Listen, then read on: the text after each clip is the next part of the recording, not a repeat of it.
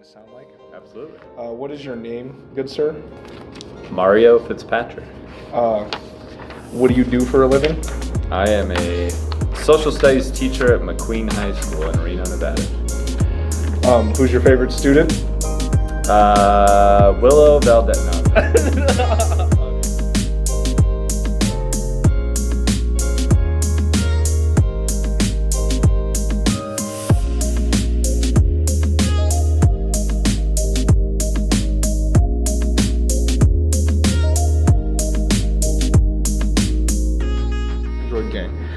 Okay, so more importantly, let's dive into what's going on in Ukraine. So if you could run down what's going on and explain to me what's happening, then that would be cool.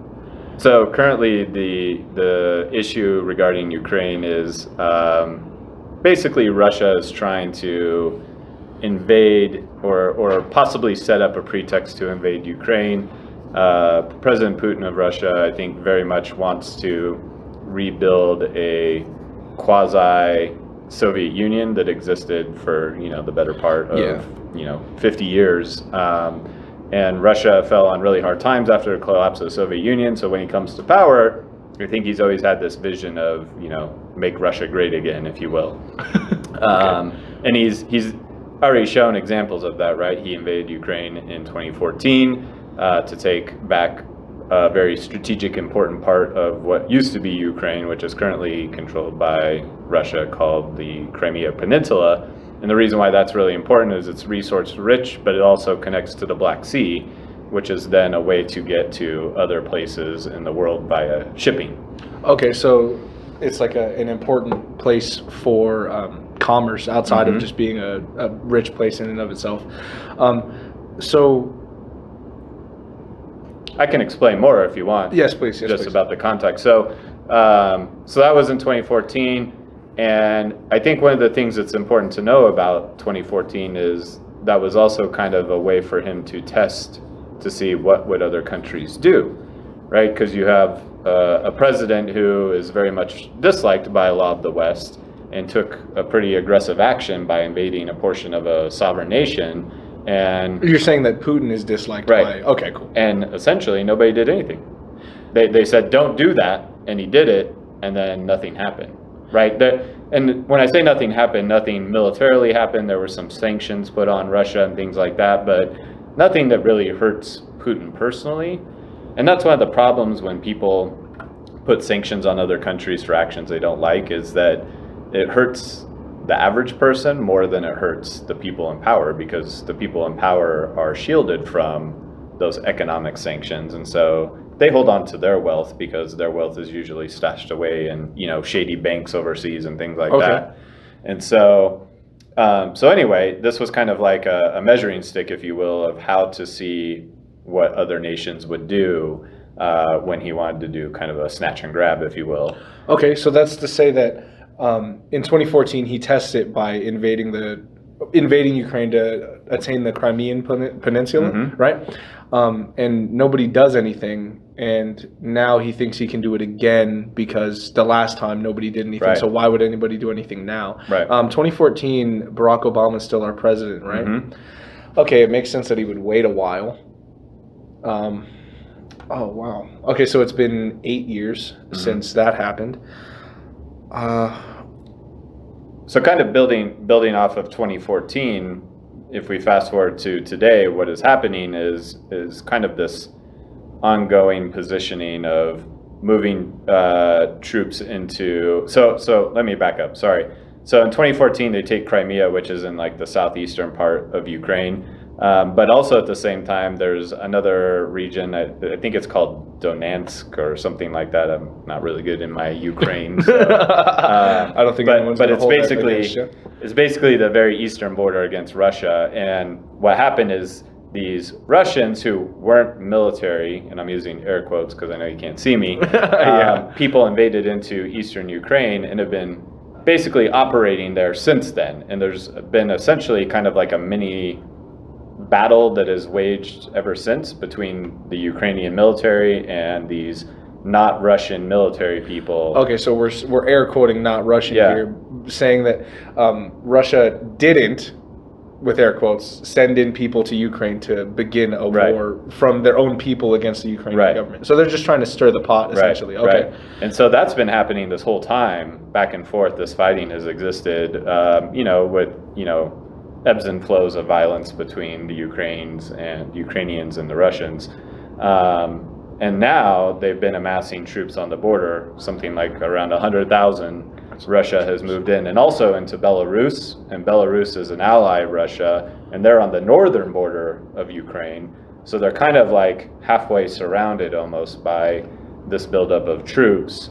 And so that's obviously not only putting Ukraine on edge, but also the Western nations that don't want to see a strong Russia again. And so that kind of takes us to where we're at currently. Okay, and at the very moment, we're worried that they're going to take more of Ukraine. And so this non-Russian invasion of the past, that happens in 2014, or is that happening recently? No, that was part of 2014's invasion of Crimea as well. It was kind of like a two-front invasion. Okay, and now, wow, two-front is a really good way to say that, because it's an internal front and an external front, opposed to like a northern or southern. Dang, I just had a question and I just kind of lost it. But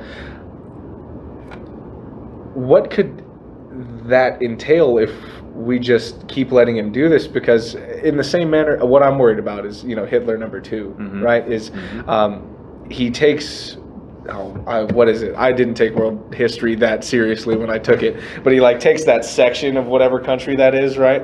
And then they're like, okay, don't do that again. And then he takes the rest of it, and they're like, okay, don't do it again. Right. And then he just keeps going, right? So in the case that we let him do it again, is it assumed that he would just keep going? Yeah, well, I think World War II is a really good comparison, because I think the thinking that a lot of the Western countries have is a similar thinking that the Western European countries had with Hitler prior to World War II. It's like, we don't want to start a war, but if we don't stop him physically, then he just keeps pushing and pushing and pushing and seeing what he can get away with until he gets as much as he wants. And you brought this up at the beginning of class the other day, but NATO, right? So Ukraine is not a part of NATO, right? Which means that nobody has to come to their aid in the case that Russia just like stomps on them.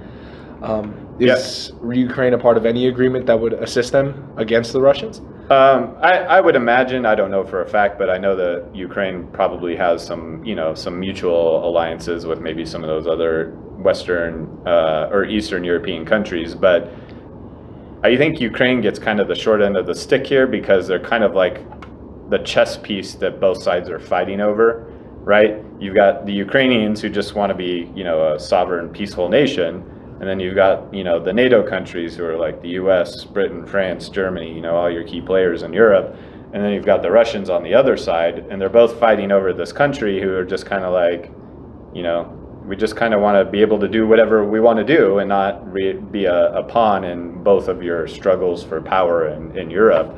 And so I think that that's putting them in a really difficult position as well. So Ukraine is like the child of divorced parents.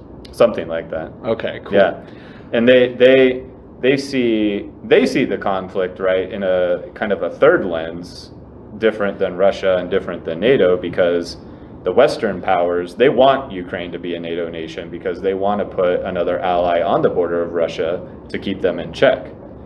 Russia wants the opposite. They say, we don't not only not want Ukraine to be part of NATO, but we want NATO to kind of move away from Russia so that we're protected and have kind of a buffer zone from them as well. Okay. It's actually a very similar feeling that the Soviets had, and why they kind of snatched up a bunch of those Eastern European countries, because they wanted to create a border between Germany and the Soviet Union, Russia, after World War II, because that was the second time that there had been conflict between Western Europe and Russia, and so now they wanted to create this buffer, and I think that's part of what Putin's plan is to create another buffer between the West and himself.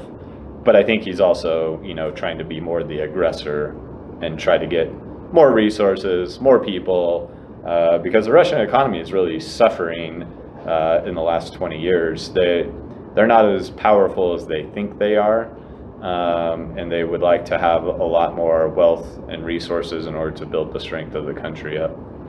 Okay, and I asked you this question, but we obviously didn't have time to elaborate because we were in class. When we look at like the United States specifically versus Russia, because at least to my knowledge, the only person who is talking to Vladimir Putin is Joe Biden, like in regards to what's happening in Ukraine and what the U.S. is going to do about it. What would this have to do with how the U.S. has been involved in the Cold War, even though the Cold War is like over or supposed to be over? You know what I mean? So is this still a communism versus democracy thing, or is this purely looking at the scope of World War III? Well, I think it's both. I think so there's kind of a lot to unpack there, actually. One of the things is that you have a president in the United States who's been in politics since the Cold War was That's true. He's raging, been here for a long time. right? And a lot of people in American politics, I mean, the Cold War only ended in 1991, so, you know, a good portion of people who are senators and, you know, work in the presidency, these people were in politics during the end of the Cold War, so their thinking is still in that kind of Cold War mentality. So I think that shapes maybe their approach to how to tackle this particular issue. But then you have, you know, I think what underlies this whole issue between Russia and the United States is nuclear weapons, which it very much did during the Cold War too, because, you know, they're two of the few countries that could not only annihilate each other, but pretty much everyone else on Earth. And so I think they both sides recognize that they do have to be somewhat cautious in their approach in how to deal with each other, because one misstep could lead to, you know, nuclear exchange, which obviously would not end well for either side. Yeah, and this is why, well, or at least the way I see it is NATO and these, like the idea of mutually assured destruction is kind of a double-edged sword. Like, sure, it keeps everybody from, or it ideally keeps everybody from fighting, because if I'm gonna, you know, pull the trigger, everybody's gonna pull the trigger on me. But everybody's also afraid to start world wars, regardless of if it's safe or not. So even if Russia continues to take more and more, nobody wants to stop them, because nobody wants to see World War III. And I'm sure, and granted, of course, I can only speculate because I'm not every politician on planet Earth, and I'm not Ukraine. But I'm sure that not everybody is thinking on the same lines of like, oh, we could just stop them, or maybe let's just give up Ukraine and maybe that will stop them. And that's why I think if it was possible, we could come up with a better way to handle these things. Granted, I'm not like a governmental scholar or have the greatest idea at the moment on how to deal with that, but well, and I think too, I wonder how much appetite there is in the government to go to war again. Right? As I mentioned the other day, you know, the U.S. has not been in a war now for 6 months, which is the longest stretch in your lifetime.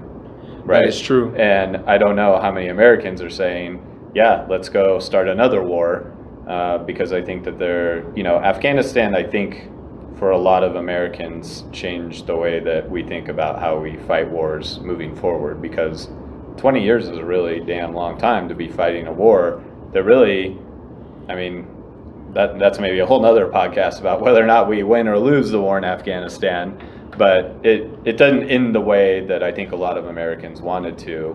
And, you know, we spent trillions of dollars and lost, you know, thousands of American lives. And so I don't know that people are in a hurry to rush in to send troops to Ukraine, even though President Biden did authorize yesterday to put 8,500 troops on notice that they could be dispatched at any moment to go over to that region of the world.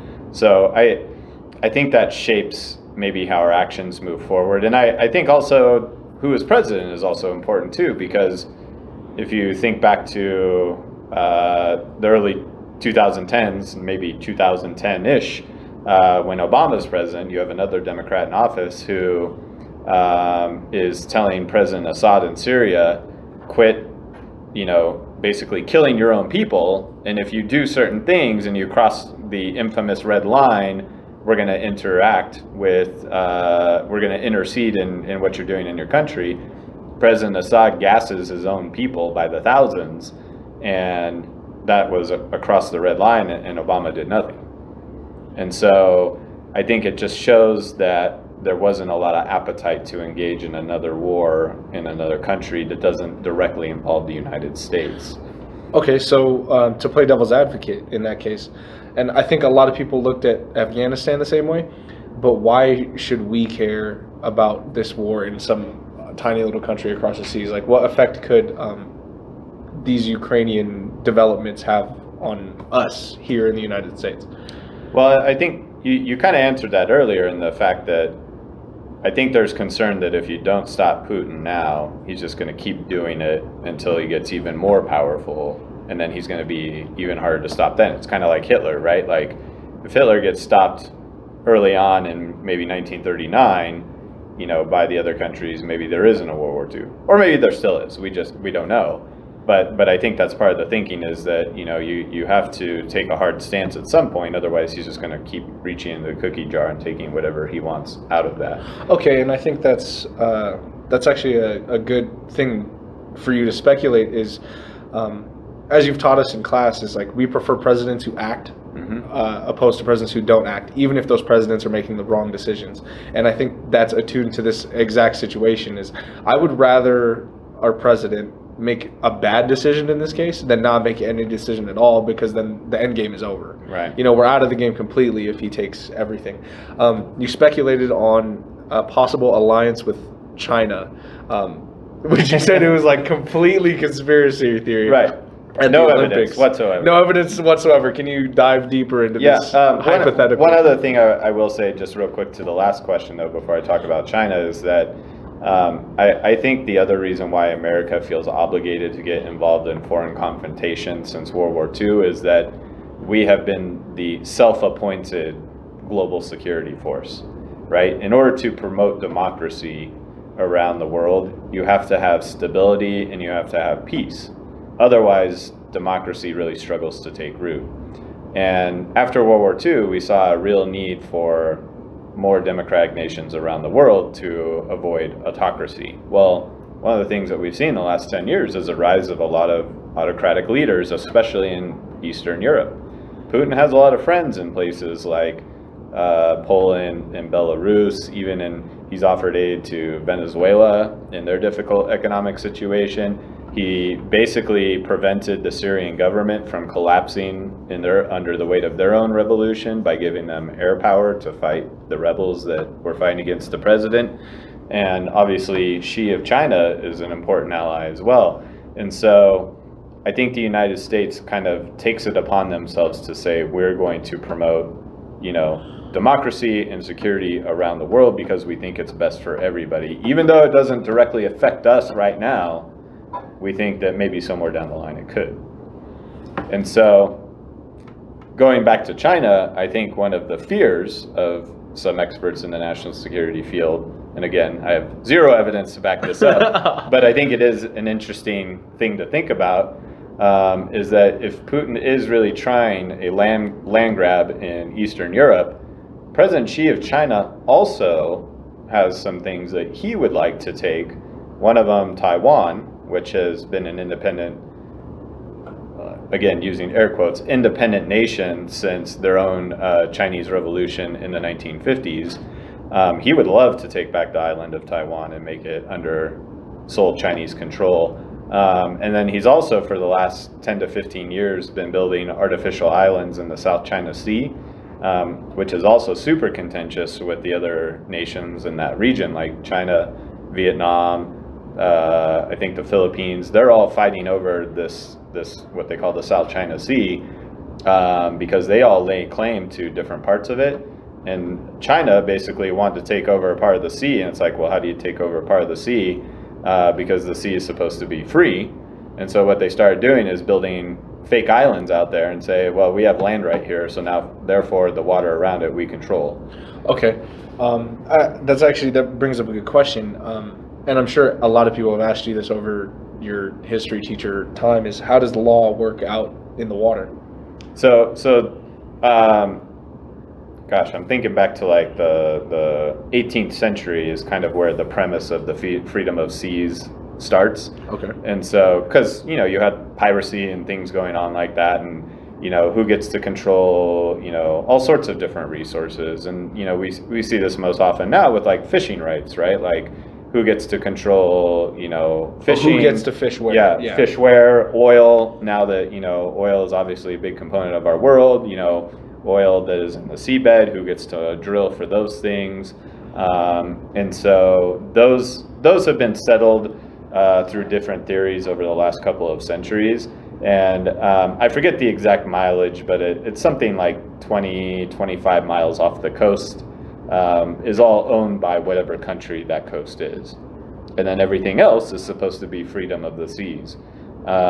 So that doesn't mean that people can't fish and gather whatever, but nobody has an exclusive right to anything in those seas. And that's important today too in our global supply chain, because ships need to be able to sail around the globe without fear of, you know, Iran saying, no, we're going to block this ship from coming by, you know, our country, or North Korea or China or whatever. And so these shipping routes are really important. So freedom of the seas is a really important concept in order to make sure that goods and products can move from point A to point B, and people can extract resources from that.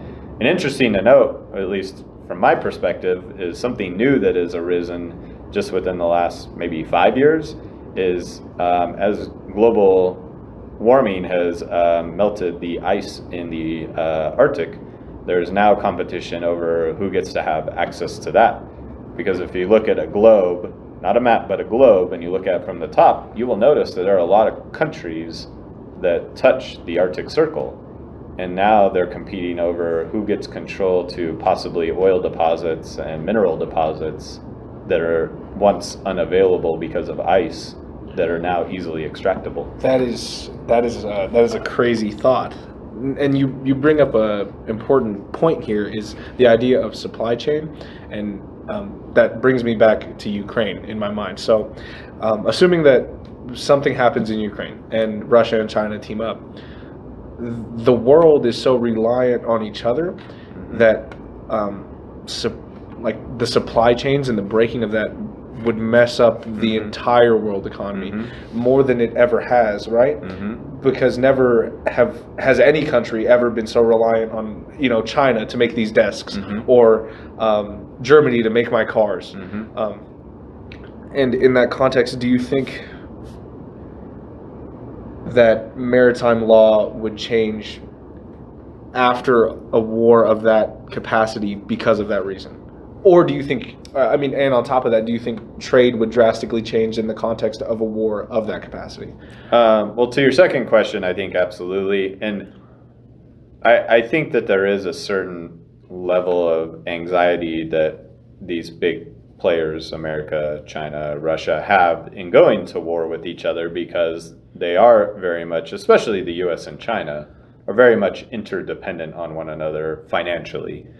China owns a lot of America's debt. Obviously, China supplies a lot of cheap goods to American markets. Obviously, America makes a lot of luxury goods that are also sold to Chinese people as well. And so if there were ever to be conflict between those two countries, trade could be very upended to the point where there might be some unintended consequences as far as their capabilities and abilities to fight the conflict. And I think, you know, if you think about some of the things that President Trump was saying when he was in power, I think from his own perspective, you know, say what you will about Trump, but I think one of the things he was smart about is that he was going to push back on China, and potentially, I don't know that there was ever going to be a conflict there, but he realized that if I push back on China and try to get better trade deals with them, I also have to make sure at home that we have a better ability to make our own goods, because if something goes wrong there, then we have the capability to build our own stuff at home. And we've seen that during the pandemic. That's what I was going to say. As the supply chain has really become disrupted, that we don't have the ability to make the things that we need to deal with the pandemic. Like, it seems kind of silly that the most industrialized country in the world couldn't make their own masks during the early stages of the pandemic. Like, the fact that we didn't have that capability should, surprise and probably create a lot of angst and caution amongst, the business world in America, because we are so reliant on getting so many things from China, right? Even just the vials of the vaccines that they come in was unavailable because a lot of that stuff was also coming from overseas. So you're right in the fact that everything is so tied together that I don't know that I mean, maybe there's a chance that a full-scale war between us and China could never even happen, because financially it would just cripple both of us. Which makes the Russia-China-US situation even more interesting, because if we can't go to war with China, but China wants to team up with Russia to conquer Europe, not conquer, but you know what I mean, like take what they want in Europe, then that messes the relationship up on both sides. It's like a love triangle that doesn't work. Right. Well, and who knows what Russia is offering China, or who knows what China is offering Russia. Of course, this is all speculation. But if, when Putin is in China in a couple of weeks watching the Olympics, if he's having conversations saying, and I think this is where the fear lies, is that if everybody is focused in the U.S. on what's happening in Ukraine, and then China decides, well, we're going to snatch up Taiwan, or we're going to go snatch up, some other islands in the South China Sea. Well, we're too busy dealing with this thing in Ukraine. We don't have, all of a sudden we have to devote resources to China, which is even a bigger probably threat militarily than Russia is. So, I mean, that would be probably the worst case scenario. And I wanted to address something you said about what happened during the pandemic, and this realized problem that we have, that we're so dependent on other countries to supply us with certain goods like masks or vials or toilet paper or whatever. The fact that we couldn't make enough toilet paper for everybody and they're hoarding toilet paper phases or whatever. I think especially among, I would say, at least in my experience, and this may not be the reality of it, but a lot of Republican public speakers have come out in saying that we don't produce enough of our own stuff because we were so vulnerable during the pandemic to our inability to, and tensions are rising there, and there are a lot of companies right now exploding because everything is made in the U.S., and a lot of nationality-minded people are tending towards those companies and supporting those companies because they know that they'll be there in the case of a world war. Whether or not those are the same people who would support a war, even on a smaller scale than a complete and utter world war, I don't know. Another question I had is, you mentioned the idea of Russia bringing missiles to Cuba. What's that? What's going on there? So I think this is more bluster than anything, but I had read recently that Russia has threatened to start essentially a second Cuban Missile Crisis by shipping missiles that could be launched either from Venezuela or from Cuba at the United States, as a way to put a check on what we might do in Eastern Europe. And this is essentially the same pretext of what happened with the Cuban Missile Crisis in the 60s. Russia, or the Soviets, didn't like that we put missiles in Turkey, which can much quicker reach, Moscow and other Soviet cities, versus, launching them from, say, England or something like that, and more likely to be shot out of the sky. So in the 60s, Khrushchev, ships a bunch of missiles to Cuba, which is 90 miles from Florida, and which could reach pretty much every city in the United States outside maybe Seattle. And so I think the thinking here is that if I put some missiles in these countries who are anti-American and possibly could have them launched, at a moment's notice, that would put a check on America that doesn't exist otherwise. But I think a lot of countries outside of America would be very probably angry about this, just if you think about, just the presence of, missiles moving into America. I think there are other countries probably in South America that, are allies of ours that would also frown upon this as well. Other than China, how many allies does Russia have in this case? Not a lot, Okay. but something that I think is actually really interesting. I just read an article a couple of weeks ago is about how these autocratic leaders around the world are kind of starting almost like a bad boys club, if you will, where they support each other, right? Like they don't really care. For a long time, rulers cared about their appearance on the global stage. You didn't want to be looked at as like being the bad guy. And there were reasons for that. One is, you wanted to be able to do business with other countries. Two, it was kind of your own ego, like you felt like you were doing what was best for your country. I think a lot of that has been thrown out the window now. It's like, I just want to be in power and make a lot of money and live a good life. And if my people have to suffer for it, oh well, right? And so Russia has been in the business of helping prop up President Assad in Syria and the Venezuela government, and giving aid to Cuba here and there, and helping the Polish president stay in power, and helping the Belarus president kick out demonstrators and whatnot. And so there's actually kind of a new playbook that is being written. And when I say playbook, like literally pamphlets being written that they send to like these other countries about like how to like clamp down on protesters that don't like you and things like that. So they're kind of using their own expertise that they found that's been effective in Russia, and they're literally disseminating out to these other autocracies to help them stay in power, because if they stay in power, they can help support themselves. That's crazy. Yeah. That is, I mean, is it cool that they're the bad boys club of the world? Yeah, but is it also not cool because it's not a video game and it's like real life, right, and like actual people are dying? Yeah, like that's not cool. Yeah. It's not a movie this time. Oh geez. I mean, it is. I will say though, I mean, I don't agree with it, but it is smart, right? Like you need people to support you in some sense when you're dealing with countries like America that have lots of allies, right? And so and they don't care. Like they don't care what the president in Turkey is doing to the people. They don't care what Assad is doing to his people in Syria. All they care about is that they can lean on them if they ever need support in dealing with countries like America, or maybe Britain or France or Germany or whoever else. Okay, I've only been on this earth for 17 years. You've been on it for a little bit longer, and you also are a history teacher, and that's your whole shebang. Has it ever been like this before? When you say like this, what do you mean? These tensions in this way with a new bad boy club, with a change of mentality in like world leader politics. I would say for the better part of the last century, conflict has been either around us or on the cusp often.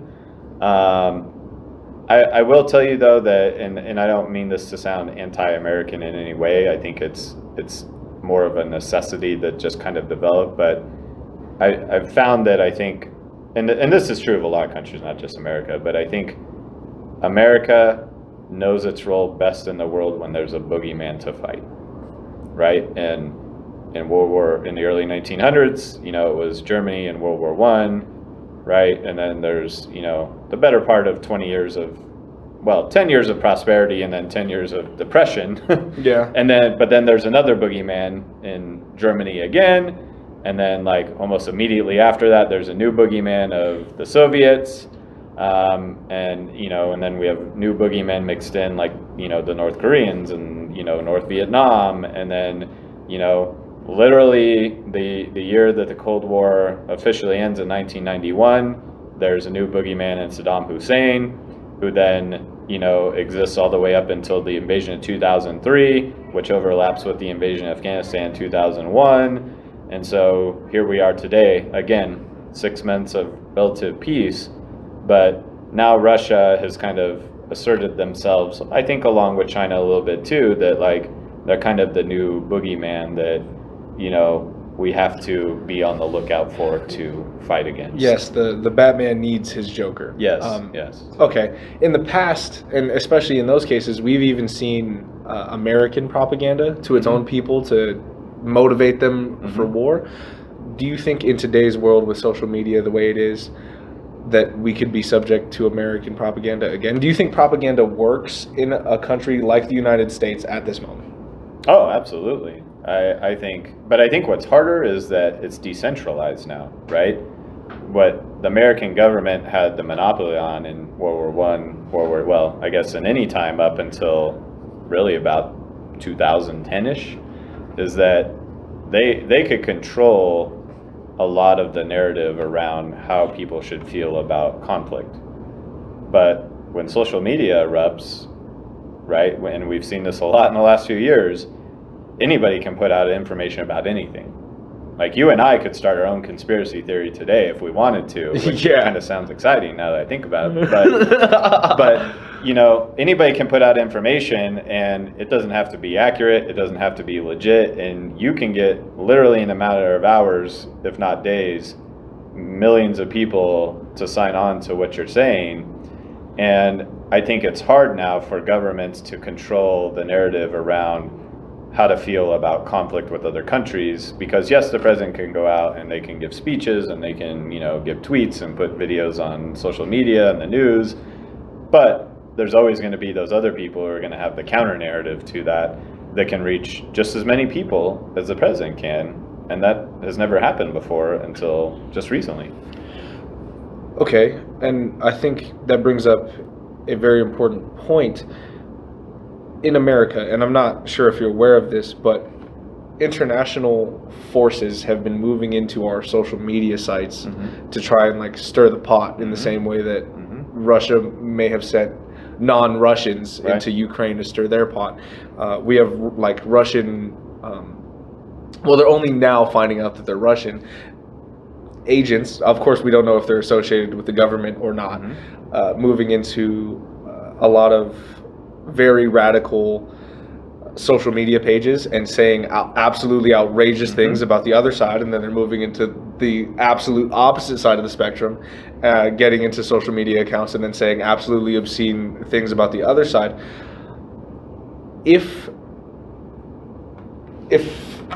this is a Russian governmental act, which of course is speculation, I'm taking a guess, if it was the Russian government, is this illegal? Explain to me what this is. Like the spreading of misinformation in another person's country. Is that illegal by international laws? Yes.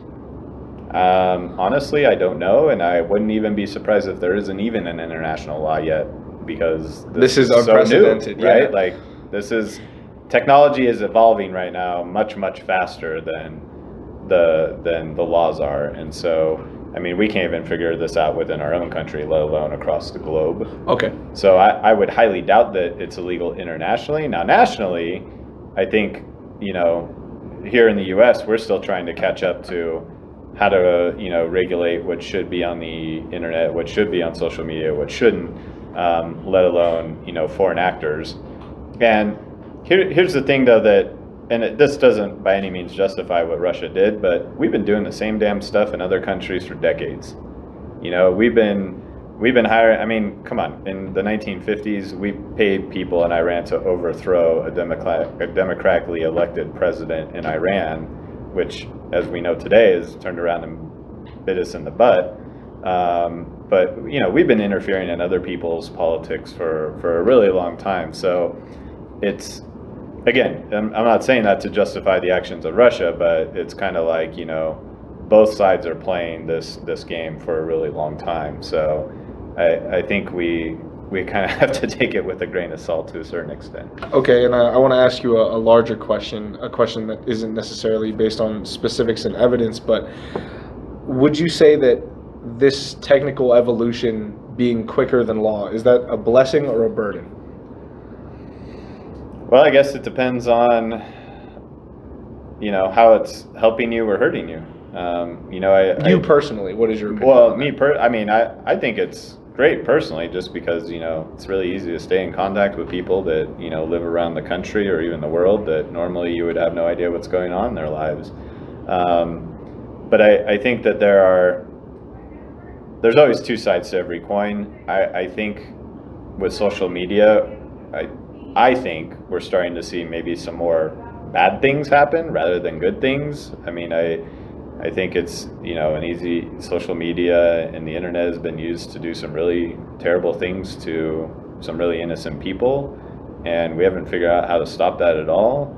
I think there's a lot of hateful things that are said on Facebook, and you know this probably more than anyone. Like, I can't imagine being in high school with social media. Like, that thought scares the shit out of me. Like, because you guys, and I'm not saying you as in you, but like young people as a whole have a really hard time filtering out what they're thinking. And they put things up on social media all the time that you would probably never say to somebody in person. Absolutely. And it ends up causing a lot more issues. And I know for myself that I'm sure I would have put stupid things on the internet if I had that ability when I was, 15, 16, 17. What would you have put on Snapchat at 15? Jesus, who knows? What were you Nothing into at that 15? I can talk about on this podcast.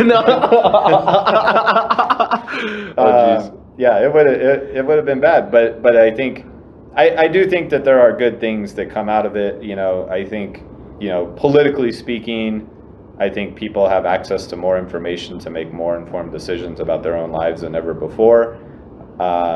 We've seen the use of social media to mobilize revolutions in oppressive countries around the world, which never would have happened without, social media. So I do think that there definitely are some good things that come out of this.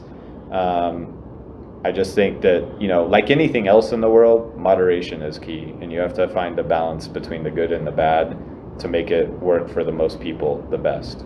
Do you think a balance of any sort with regard to law is possible? Because we see laws that we want to overturn every day and we say, oh, well, it goes too much this way. And then, we turn the page too far and we need to go back a couple pages. Is balance possible with humans in a country like the United States? Well, let me say two things. The balance is never an end game, right? There's never going to be a point in society, because humans are so complex. We're never going to get to a point where we say, well, we did it. We accomplished everything that we needed to do and everything's perfect, right? That's not a reality. And I think even the words in our own preamble of our Constitution, we the people, in order to create a more perfect union, right? It doesn't say in order to create the perfect union, a more perfect, right? So it's the idea that there's going to be some bad things that happen, and then we have to work to correct those things. And that's always going to be the fight, right? There's always going to be good things that happen in society, and we have to figure out how to make them better. It's when we give up trying to make them better when I think society starts to fall apart. And that's what kind of worries me about kids in your generation, is that I think they're becoming very jaded about what they believe and what is, quote unquote, the truth. And so they just start to think, well, I can't believe or trust anything, and therefore I'm not going to care about anything either. It's sort of like a political, nihilism, if you will. Exactly. And I think you're right. And I think even before governments could figure out how to mess with each other on social media, we figured out how to mess with each other on social media. And we kind of laid the blueprint on how to mess up somebody else's life on social media. Like, oh, I'll just make an anonymous account and post all these things about them. And now Russia's doing that to the U.S. and who knows what we're doing to somebody else. Right. And one of the ironic things, just on a side note, is a lot of the things that other countries use as far as programs and networks to attack us are invented by us. Absolutely. Right? And that's the problem with the internet, is nothing stays secret, right? You write a program that takes out a nuclear reactor in another country, or infects a series of computers in a government somewhere else. Well, eventually they find it and then they reverse engineer it, and then they use it back on us in some other way. And so almost every kind of virus or anything that's ever been developed by the United States, it gets out there eventually, and then somebody uses it on us. So that's kind of the irony of the whole thing. Yeah. Man, that's absolutely crazy. All right, can I ask you some questions that aren't political? Sure. All right. First of all, you are a father, and that's awesome. And I just want to say thank you for being there for your kid, because my father wasn't there. So I got to thank a different father today. thank you for being there for your kid. What is your take on social media in the context of your daughter? Oh, geez. It's funny that you asked that question because I spend a lot of time judging other people and their parents and, thinking, well, how do you not know what your kid does on social media? And everybody thinks that their kid is innocent and, the biggest angel. And then I hear these stories of parents are like, oh my God, I looked through my kid's phone. I can't believe what I saw. And we're going to edit that one out. That one's not going in the episode. I don't need anybody going through my phone. But unfortunately, I kind of have that same attitude with my daughter. But I truly believe that she is making the best choices that I know. She's very good. Like she's what are the right words I'm looking for here? She knows the difference between right and wrong very clearly, and I think she grows up in a more structured and isolated world than we do. She lives in a small town, so everybody kind of knows everyone, and so I think that level of things that might get on social media spread a lot more in small towns than they do in a place like ours. Because I could text Alex in the back of our classroom and he could tell somebody else in this classroom, but rarely ever is the whole school going to know. Like a small percentage of the school, simply because the school is larger, is going to know, opposed to, like, I used to live in Elko, where in Elko, if I told some other sixth grader in the class, now the whole class knows, and now everybody in the school knows, because there's only like 400 kids, period. That's crazy. Oh, and I hope that your daughter is making the best decisions. And he seems like the kind of dad that would educate his daughter on how to make the right decisions. I like to think so, but to be honest, I don't have Instagram, but my wife does, and I made her get an Instagram account or friend my daughter so she can see what she's posting on Instagram, because just in case I want to know. So that's adorable, and that's really cute of you to want to see what your daughter posts on Instagram. If you had an Instagram account, would you like her posts? Yeah, for sure. Yeah. Yo, I hope that if I had a dad, my dad would like my Instagram posts. That hits me deep right here. In fact, am I allowed to ask you a question? Yeah, absolutely. This is totally on a different topic, but you mentioned Elko, and I'm just making an assumption that you're biracial. Maybe you're not. I'm quite mixed. Okay, so tell me about being a biracial kid growing up in Elko. Oh, I didn't grow up in Elko. Here, We're spending some time in Elko. It was a lot more racist than I thought it was in the moment, because I didn't realize what was happening because I was so young. So what had happened was, that's not the first time anybody's ever heard me say that phrase. My sister had a baby. For her, it was her first child. It's actually his birthday today. Happy birthday, Momo. My mom's birthday was yesterday. Yo, happy birthday to Grandma Fitz. So she has a baby, and my mom wanted me to help her raise that child. Granted, I was 9 years old. I don't know how much help I could have possibly had. I just made bottles and changed diapers a bunch. But while we were there, and I asked my sister about it, and she was like, yeah, no, everybody was weird to us, simply because we looked a little bit different than everybody. I never met a black person in Elko. 100%. I still, to this day, have never seen a black man in Elko, Nevada. And you actually brought this up in class a while ago. I don't remember exactly what day or how many weeks ago. The fact that we still have sunset sirens in Nevada, and that a city can just refuse to stop being racist. What do we even do to help that? Like, how does that still happen? Right. That's a question. Well, hey, if you find the answer, you're going to become a rich man writing that book. But I think you're speaking to something, not to draw this back to politics, but I think you're speaking to something that exists in a lot of towns around the United States, which is the constant struggle between, and this is kind of how I view liberal politics versus conservative politics, and I totally get it. I think you see the struggle between keeping your life and traditions the same versus things that are new and different that are scary, right? And you hear this even in places like Reno, right? Like, I remember when, this was like this. I even hear it in the school, like people who have worked here a really long time. They're like, well, I remember when this school, used to look like this, and we had these traditions and whatnot. And, they say it in kind of a negative way that things have changed. And towns are the same way. And Elko, I think, being a relatively rural town, wants to deeply hold on to their roots and their values of what it means to be somebody from Elko. And their meth. Maybe their meth as well.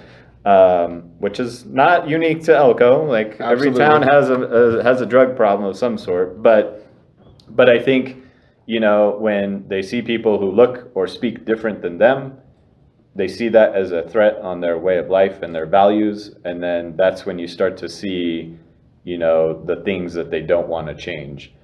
And from their perspective, I don't think that they always see as like what they believe in is bad. And so, like, keeping something like a sundown siren is bad. It's just the way it is, and we don't want to change it. But they don't look at it from the perspective of, somebody maybe like you who is like, I know what this really means, and to me it's super offensive, and we should get rid of it, especially if it really has no purpose. And so you have these two different positions come together, and that's what makes, I think, a lot of what we see in rural communities play out in a difficult way is how do we get to a place where we both agree? And obviously that's the question of all politics.